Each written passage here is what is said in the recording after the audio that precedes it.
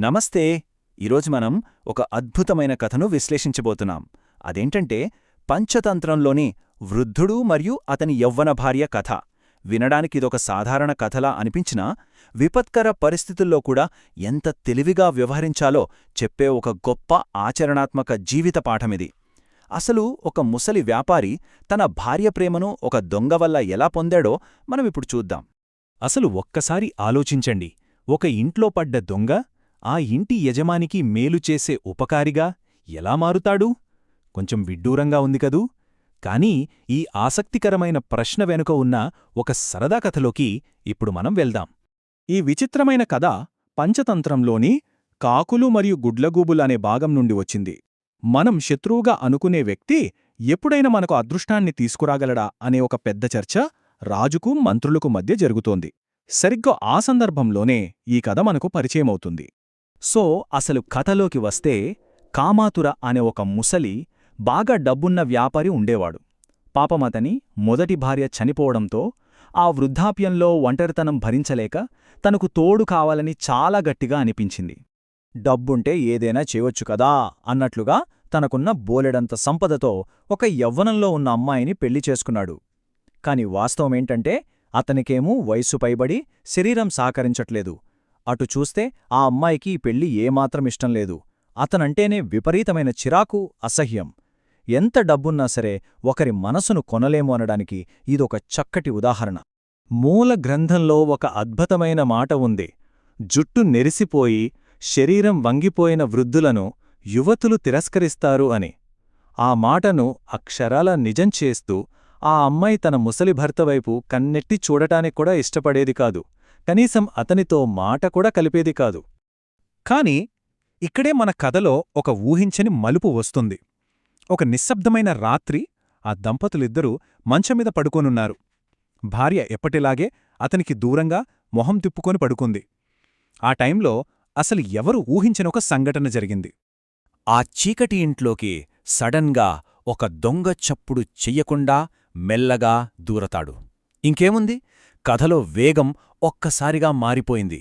ఎవ్వరికీ తెలియకుండా ఒక ప్రమాదకరమైన ఆగంతుకుడు పడకగదిలోకి రావడంతో ఏం జరుగుతుందో అన్న ఉత్కంఠ అమాంతం పెరిగిపోతుంది గదా. కాని ఇక్కడ అసలు వింతేంటో తెలుసా? ఆ దొంగను చీకట్లో చూసిన ఆ అమ్మాయి భయంతో వణికిపోయింది. ప్రాణభయంతో ఏం చెయ్యాలో పాలుపోక పక్కనే ఉన్న తన ముసలి భర్తను అప్రయత్నంగా గట్టిగా కౌగిలించుకుంది. ఇన్ని రోజులు ఎవరినైతే ఏవగించుకుని కనీసం ముట్టుకొని కూడా లేదో ఇప్పుడు తన రక్షణ కోసం అదే వ్యక్తిని గట్టిగా హత్తుకుంది. ఇక్కడ ఆ ముసలి వ్యాపారి పరిస్థితి ఒక్కసారి ఊహించుకోండి. అసలు ఏం జరుగుతోందో అతనికి ఏమీ అర్థం కాలేదు. తనను అంతగా అసహించుకునే భార్య ఒక్కసారిగా ఇంత ప్రేమ చూపిస్తోందేంటి అని షాకయ్యాడు. ఆ ఆనందంలో మునిగి తేలుతూనే గదిమూలలో దాక్కున్న ఆ దొంగను చూశాడు. అంతే, అతనికి అసలు విషయమేంటో బోధపడింది. తన భార్య వచ్చి తనను హత్తుకోవడానికి కారణం ఆ మూలన ఉన్న దొంగే అని వృద్ధుడికి అర్థమైపోయింది. ఆ క్షణంలో ఆ దొంగ అతనికొక దేవుడిలా కనిపించాడంటే నమ్మండి. ఆనందంతో ఉప్పొంగిపోతూ గట్టిగా ఇలా అన్నాడు, నా ఉపకారి, నీకు చాలా థ్యాంక్స్. ఇన్నాళ్లు నన్ను దూరం పెట్టిన నా భార్య ఈరోజు నన్ను ఎంతో ప్రేమగా హత్తుకుంది. ఇదంతే నీవల్లే. దయచేసి నీకు నా ఇంట్లో ఏది కావాలంటే అది తీసుకో అని. ఒక దొంగ పట్ల అతను చూపించిన కృతజ్ఞత చూశారా? అయితే ఆ దొంగ కూడా ఏమీ తక్కువ తినలేదు. అతను ఇచ్చిన సమాధానం వింటే మీరు ఖచ్చితంగా ఆశ్చర్యపోతారు. ఇక్కడ దొంగిలించటానికి అంత విలువైనదేమీ నాకు కనిపించట్లేదులే, కాని నీ భార్య మళ్ళీ నిన్నెప్పుడైనా దూరం పెడితే చెప్పు, నీకు సహాయం చేయడానికి నేను మళ్ళీ వస్తాన్లే అని భలే ఆన్సరిచ్చాడు. ఇది నిజంగా ఒక అద్భుతమైన వ్యూహాత్మక ఆలోచన కదా. దొరికిపోయానే అని భయపడకుండా ఆ హాస్యభరితమైన పరిస్థితిని అతను ఎంత ప్రశాంతంగా తనకనుకూలంగా మార్చుకున్నాడో గమనించండి. సరే, ఇప్పుడు మనం ఈ సరదా కథ వెనుకొన్న అసలు తాత్విక పునాది ఏంటో తెలుసుకుందాం. అదే నీతిశాస్త్రం. పంచతంత్రం కథల ప్రధాన ఉద్దేశ్యమంతా దీని చుట్టే తిరుగుతుంది. అసలు నీతిశాస్త్రం అంటే ఏంటి? సరైన సమయంలో తెలివిగా ప్రవర్తించడం, ఆచరణాత్మక జీవిత నైపుణ్యాలను నేర్చుకోవడం మరియు రాజకీయ వివేకాన్ని ప్రదర్శించడం. చూడ్డానికిదొక చిన్న హాస్యకథలా అనిపించినా ఎంతకి విపత్కర పరిస్థితుల నుండైనా సరే ప్రాక్టికల్ జ్ఞానాన్ని ఎలా గ్రహించవచ్చో ఈ కథ మనకు అద్భుతంగా రుజువు చేస్తుంది. దీని నుండి మనం నేర్చుకోవాల్సిన ఒక అత్యుత్తమ పాఠం ఉంది. అదే ఏదైనా చేసే ముందు ఒక్క క్షణం ఆలోచించడం.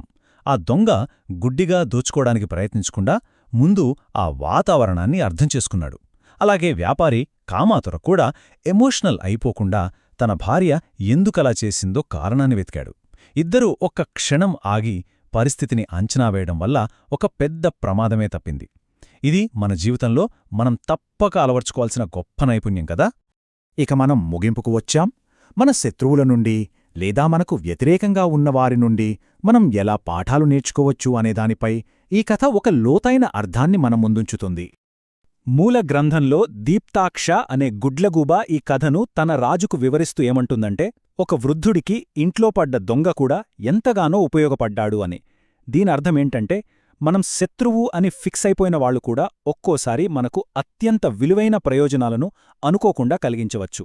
పరిస్థితులను మనం చూసే కోణాన్ని ఇది పూర్తిగా మార్చేస్తుంది, అవునా? మరి నేటి ఆధునిక కాలంలో మనం ఎదుర్కొనే కష్టాల్లో కూడా దాగిన ప్రయోజనాలను ఈ నీతిశాస్త్ర సూత్రాలు ఎలా వెల్లడిస్తాయో ఒక్కసారి ఆలోచించండి. పరిస్థితులను జాగ్రత్తగా గమనించి తెలివిగా ప్రవర్తిస్తే మనం ఎదుర్కొనే ఒక పెద్ద ముప్పు కూడా మనకు ఊహించని అద్భుతమైన అవకాశంగా మారొచ్చు. అందుకే ఏదైనా చేసే ముందు ఒక్కసారి ఆలోచించండి. ఈ విశ్లేషణ మీకు ఆసక్తికరంగా అనిపించిందని ఆశిస్తూ ఇలాంటి మరో అద్భుతమైన సమాచారంతో మళ్ళీ కలుద్దాం.